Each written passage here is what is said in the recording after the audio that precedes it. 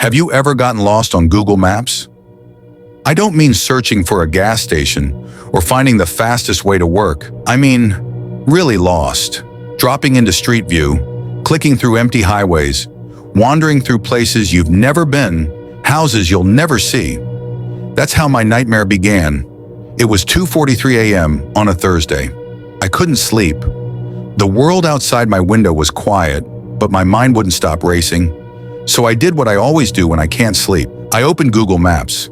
At first, I just drifted, zoomed across oceans, clicked through random towns. But then, I landed in Pennsylvania, a rural stretch of forest, winding roads, empty intersections. And then I saw it, Ashford Lane, a small road cutting into the trees. No cars, no lights, nothing but woods, and in the middle of it, a house. A pale blue house with peeling paint, leaning into itself as if it were tired of standing. Its front yard was dead, grass yellowed and brittle. A rusted swing set stood in the corner, its chains sagging. One window upstairs was broken, a jagged black mouth staring down at me. I clicked forward on the street view, and the house was gone. Just like that, no pale blue siding, no swing set, no broken glass, only an empty lot, cracked pavement, and weeds choking the soil. I clicked back. The house returned. Click forward. Empty. Click back. House. House. No house. I must have clicked a dozen times. Back and forth. Back and forth. My pulse hammering louder each time. And then, I noticed something I hadn't seen before. In the upstairs window, the broken one, there was a figure. Tall, thin, standing perfectly still. Its face was turned toward the camera, toward me. I leaned closer to the screen, my breath fogging the glass. But when I clicked forward, when the house vanished, so did the figure. I stared at the empty lot, my stomach sinking. But then, at the edge of the tree line, I saw it, a shadow, tall, thin, staring right back at me. I told myself it was nothing, a glitch, a trick of light, but I couldn't stop thinking about it. And by morning, I knew one thing. I had to find Ashford Lane. By morning, I had convinced myself it was nothing. Just a glitch in the system. Street view stitched together, different times, different angles. The house must have been demolished between captures. The figure? Probably a shadow. That's what I told myself, but I didn't believe it. The house had looked too real. The figure had looked too deliberate. It wasn't a glitch. It wasn't random. It felt intentional. And by noon, I was already in my car. I typed Ashford Lane into my GPS, 3 hours away. That didn't matter. I couldn't think about work. I couldn't think about anything except that pale blue house and the broken window. The road stretched on, empty. Gas stations blurred by. The sky dulled to gray, heavy with clouds. The deeper I drove, the thinner the world became. Highways shrank into county roads. County roads shrank into narrow lanes with no markings, no signs of life. The woods pressed closer. My cell signal flickered, then vanished. No service. Sound of static hissing faintly, cutting into silence. The radio sputters with ghostly fragments of voices before falling quiet again. I tried to turn on the radio, music, talk, anything. All I got was static. But beneath the static, I swear I heard whispering, not random noise. Words. My name. I shut it off, drove the rest of the way in silence. After almost 3 hours, I saw it, a weather-worn sign at the side of the road. Ashford Lane. The letters were chipped, faded, half swallowed by vines. The turnoff was smaller than I imagined, barely wide enough for 2 cars to pass. The asphalt cracked, weeds pushing through like veins. The woods leaned over it, their branches clawing at the sky, knitting together until the road looked like it tunneled into blackness. I slowed down. My hands shook against the wheel. The moment I turned in, the light seemed to die. The deeper I drove, the darker it became, though it was still only late afternoon. And then I saw it, the pale blue house, exactly as it had appeared on my laptop. The peeling paint, the rusted swing set, the broken upstairs window. It hadn't changed, not a single detail. Except this time, It wasn't a frozen street view image. It was real. The swing set swayed gently, as if moved by invisible hands. And in the upstairs window, for just a moment, a figure, tall, thin, watching me, then gone. I pulled into the cracked driveway. The weeds brushed against my tires like fingers. When I killed the engine, the world fell into silence. No birds, no wind, nothing. Just me, the house, and the window above me. I stepped out of the car. Gravel crunched beneath my shoes. That's when I saw it. On the ground, half buried in dirt, was an envelope, crumpled, stained, and across the front, my name, written in handwriting I didn't recognize. No one knew I was here. No one. The envelope lay in the dirt like it had been waiting for me. My name scrawled in jagged letters. I didn't touch it. Couldn't. Instead, I forced my eyes away, scanning the yard. The swing set moaned softly. Its chains rusted black.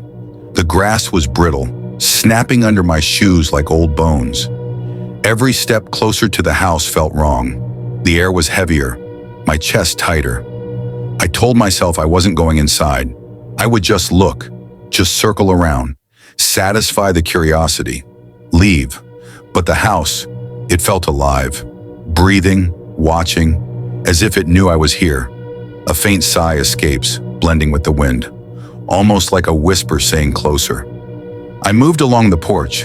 The wood sagged, groaning under its own weight. That's when I saw them. Carvings, scratched deep into the siding. Symbols, circles, spirals, crooked crosses, etched over and over, gouged so hard the paint split and the wood beneath tore open. I leaned in, tracing one with my finger. It wasn't old. The cuts were sharp, fresh, not weathered, as if someone had carved them only days ago. Wood creaks suddenly. A long pause. The voice lowers, almost trembling. That's when I heard it. Tap, tap, tap. From upstairs. Slow, rhythmic, like fingernails drumming against glass. My throat tightened. I glanced up. The broken window stared down at me, empty. But the tapping didn't stop. I stepped back, my foot crunching against something hidden in the weeds. I looked down. Another envelope. This one wasn't buried. It sat right on the grass, waiting. My name again. But this envelope wasn't damp or stained. It was crisp, clean, as if it had just been placed there, minutes ago. Silence holds. A breath. Then the sound of paper unfolding. I bent down, trembling, and picked it up. Inside was a single sheet of paper. 3 words, written in that same crooked hand. Come inside now. Wind rises suddenly, rattling branches. A low door hinge creaks somewhere close. A cold shiver tore down my spine. And then, the front door of the house creaked open, slowly, by itself, revealing nothing but blackness inside. Silence. Only the narrator's breathing, shaky and uneven. I should have run, but my legs carried me forward. One step, another, up the porch, each board groaning like bones under my feet. The air at the doorway was colder than outside. The smell, rot, damp earth, and something metallic. Blood. The door stood wide open now, waiting. And across the dusty floor inside, I saw them. Footprints. Bare. Human. Leading deeper into the house. And they weren't mine. The air inside clung to me, thick and wet, like I had stepped into the lungs of something rotten. The door groaned shut behind me. I didn't touch it. It just closed. A deep, echoing thud. Darkness swallowed everything, but my eyes adjusted. Slowly. The wallpaper peeled in long strips, curling like dead skin. Mold blackened the corners, and those footprints, they led down the hallway, bare feet, damp, as if someone had walked through mud or blood. A faint child's laugh echoes down the hall, quick, almost playful. Then silence. I froze. My throat tightened, my hand gripping the wall just to stay upright. That laugh didn't belong here.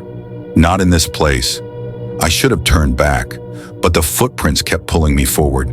And then I saw it. An old mirror. Tall, shattered in places, but still standing in the hallway, like it had been waiting for decades. I stepped closer. The glass was warped, stained, but I could still see my reflection. Only, it wasn't me. The figure in the mirror was thinner, taller, its head tilted too far, and where my eyes should have been, two deep black holes. A sudden knock rattles the wall behind the mirror. Hard, sharp, once, then silence. I stumbled back. That's when I noticed the papers. Dozens of envelopes scattered across the floor at the base of the mirror, all torn open, all empty, except one. I crouched, trembling, and picked it up. The handwriting was the same, jagged, desperate, but the words weren't meant for me. They were warnings, over and over. Don't look in the windows. Don't follow the footprints. Don't answer if they call your name. The house groans, the sound of something dragging slowly across the floor upstairs. My chest tightened. I didn't want to move. But then, from the top of the staircase, I heard it. Soft, fragile. A voice. My voice. Come upstairs. Silence. Then the faint creak of a step at the top of the stairs, as if something heavy had shifted forward. The voice was mine, but it wasn't. It slid down the staircase like smoke, soft and hollow. Come upstairs! Every instinct in me screamed to run, but my feet, they moved anyway. One step, then another. The staircase moaned beneath my weight, the wood splintering under years of rot. Halfway up, the air changed, colder, denser, like the house itself was breathing down my neck. A faint knock. Knock, knock. From somewhere in the walls, I froze. The sound was inside the wood, traveling along the beams, following me. By the time I reached the top, my skin was ice. The hallway stretched longer than it should have. Too long. Doors lined both sides, all shut. Every door had scratches carved into it, like someone had clawed to get out. And at the very end of the hall, the broken window, the same one I'd seen on Google Maps. Only now, it wasn't empty. A figure stood there, tall, thin, its head tilted too far, just like the reflection in the mirror, and in its hand, a camera, old, rusted. The kind Google uses for street view. A faint click echoes like a photo being taken. Then another. The sound is too close, as if inside the narrator's head. I stumbled back, but the hallway warped around me. Every door groaned. Handles rattled. Something inside scratching, pounding, begging. My heart slammed in my chest. And then, from the figure at the window, it spoke again. But this time, the voice wasn't mine. It was everyone. A chorus of whispers, layered and broken. We found you. All the doors burst open at once. Black skeletal hands claw out into the hallway, reaching, dragging along the walls. The figure lifts the camera one final time. Click. Everything went black. When I opened my eyes, I wasn't in the hallway anymore. I was outside, standing in the middle of the road. Ashford Lane, the house behind me. Silent, still, like nothing had happened. My phone buzzed in my pocket. I pulled it out, my hands shaking. Google Maps was open, but I hadn't touched it. And there I was, a street view image, frozen, standing in front of the house, my face pale, my eyes black holes. I scrolled forward, heart racing. The next frame showed me again, closer, staring at the camera. And behind me, the tall figure in the window. I dropped the phone. My breath caught in my throat. I spun around. The house was gone, just an empty lot. Weeds, cracked pavement, nothing else. A long pause. Wind picks up. A faint whisper, layered with many voices, curls through the air. Your turn.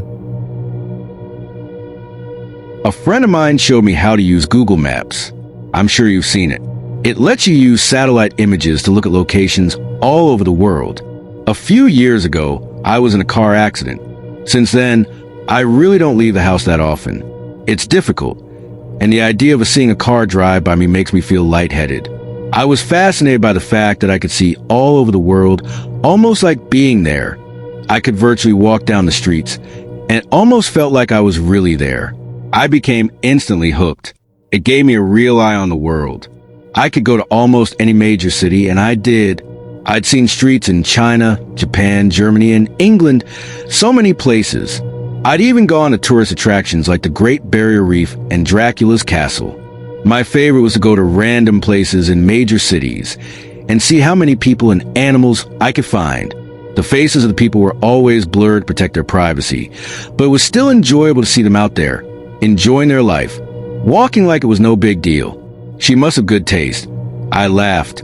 I zoomed in closer and noticed a gray bag she carried on a gray and purple shoulder strap. She was walking in a relaxed manner, one hand trailing the wall beside her. I bet if I could have seen her face, I would see that she was smiling. I began to feel a little sad. I let my hands fall onto the arms of my wheelchair and looked at her for a minute more. I wished that I could be there, walking so carefree with her. That wouldn't happen, though, until I died. I was stuck in this chair. I sighed and zoomed out of Tokyo. Enough of this for tonight. I turned off the computer and went to bed. I got up early and decided to look around Paris. Paris was always fun. I liked the look of the city, with all the old, beautiful buildings and so many people to watch. I randomly zoomed to an area and saw a street lined with old brick buildings, a few small shops, and an old tan brick church. Ahead was an intersection, and dozens of people walked by. A balding businessman walked quickly past, looking back at an old woman, hair covered with a scarf, carrying a large purse. A curvy woman in black pants that were too tight stared into a store window, and two women led a group of small children around a corner. I spun the view around a few more times, and then saw something peculiar. Sitting on the bench at the bus stop were two people. One of them was a young woman with her feet stuck in front of her in a relaxed manner. She was wearing a pair of red sneakers, like my own. I was startled for a moment, as I noticed the black pants, white t-shirt, and black hooded jacket. Her dark brown hair was tied loosely behind her head. A gray bag sat on the bench beside her, the shoulder strap hooked over her shoulder. This is crazy, I thought. It can't possibly be the same woman. This is a different country, different continent even. How could it be her? This was stupid. It wasn't as if these were live photographs. They were taken ahead of time and then stored. It's not like she was in two places at once. She could just be a traveler. Besides, without seeing her face, it was impossible to tell it was the same person. Brown hair was probably the most common hair color in the world. Those red sneakers were something I purchased online. I'm sure a million other people did too. I shook my head and went to fix some lunch. When I got back online, I decided to look at Berlin. I picked a random street, as usual. It looked pretty empty. There were brick buildings lining the streets, looking more like factories than anything else. There were also empty lots, full of long grass and piled gravel. There wasn't much to see at all, really. There was a line of motorbikes and a car with two German flags sticking up from it. After more searching, I found one kid. He looked like he was dressed for school, a jacket thrown over his bag. He was intently looking at some kind of mobile device. I was disappointed. I started to leave, but then I caught something out of the corner of my eye. I turned the view, and there they were, those damned red sneakers. She was standing on a street corner, next to some kind of signpost. She had a hand on the post, looking down the street, as if waiting to cross the street. I stared in shock. How could she be there too? Even if she was traveling, there's no way I would find her every time. Even finding her in Paris would have been one heck of a coincidence. But this was crazy. Was this some kind of joke? Had Google decided to play a prank on its users that use their products so much? It would have been a great joke. I did a quick search, looking for a note about a woman that shows up like Waldo. There was nothing. I looked through articles on strange things you can see on Google Maps, but none of them mentioned the woman that travels the world with you. This was crazy. Had my self-imposed isolation driven me mad? Had I become so lonely that I created a hallucination for myself? Leaving the Berlin image on my screen, I sent a text message to a friend, asking him to look at the locations. I asked him if he saw the same woman. Then I waited, hands sweating, heart thumping in my chest. I jumped when my phone beeped with a return text message. 10 minutes later, the text read, "I see the lady you're talking about in Berlin. I didn't see her in Paris or Tokyo. Is this some kind of game, or what? Are you okay?" I didn't respond, instead returned to locations in Tokyo and Paris. There she was. She was there, but it was different. She no longer sat on the bus stop bench in Paris. She was standing in front of it, looking for something in her bag. In Tokyo, she was blocks away, squatting down to pet that calico cat. I shivered. Who was she? What was happening? I switched the map to Brussels. It was another city street. It was lined with old-looking buildings, with shops on the ground level and what I guess was apartments above. I quickly scanned the streets. They were empty other than a stocky woman in a bright blue sweater. I did a second sweep. She wasn't there. I sighed in relief. I couldn't believe I was getting so worked up about this. It was nothing but a coincidence. I stopped, my eyes frozen on the screen. There was a building at the point of a fork in the road, white with a black ironwork frame balcony jutting from the second floor. I hadn't seen her, as I had been looking at the sidewalks. There she stood, standing on the balcony, her head tilted in the direction of the camera, almost like she was coyly looking toward me. My breath caught in my throat. I switched to Sydney. She was leaning against the wall, inside the doorway of a bright blue Carrick's pharmacy building. London showed her getting ready to step onto a red double-decker bus. Her head turned to look over her shoulder. She was everywhere I looked. She stood on a brick sidewalk on a bridge in Venice. She walked across a yellow-barred crosswalk in Zurich and in Hong Kong, and she stood between a Wing Lung Bank and a McDonald's adjusting the strap on her bag. In each picture, she came closer and closer to looking directly at me with her blurred-out face. My heart felt like a terrified bird, slamming around inside my chest. I couldn't catch my breath. I wasn't sure what to do. I couldn't call the police. Should I send screenshots to Google? I clenched my fist tightly and closed my eyes. Who was she? Was she following me? Was I following her? I wish I could see the expression on her face, know what she saw when she looked back at me. I wanted to get out of the chair and run. Why is it that the only thing that made me feel free again was the thing that made me feel even more trapped? I had to know. I typed in the name of my town and zoomed into a random street. It was a couple of miles from my house. The gates of the city park were shown in the clarity of daylight, despite it being night here. There she was. There she was. She was only a few miles from my house, standing under the ironwork arch that stated the name of the park. She looked directly at the camera, directly at me. I felt like I might throw up. She was near me, and she was watching me. She was coming for me. What did she want? I typed in the name of the apartment complex where I live. I could see the outside of the building. The parking lot was full of cars, and there were a few blurred-out children on the playground. I searched everywhere for her. She wasn't in the parking lot or on the sidewalks, not hiding between the buildings or standing in the playground. I even scanned each of the cars behind the bushes and each of the blurred windows. She wasn't there. I curled tightly around myself and lay my head down on the desk. This place was safe. I didn't leave the apartment anyway. I would never use Google Maps again. I would never see her again. She could stay at the park for all I cared. I smiled to myself and was surprised to find a tear slipping down my face. I'm safe, I said to myself in a whisper. It felt good to hear out loud. I'm safe. As I said it, there was a knock at the door. A chill ran down my spine. I had a camera hooked to my computer that showed who was at the front door, which made it easier for me with my mobility issues.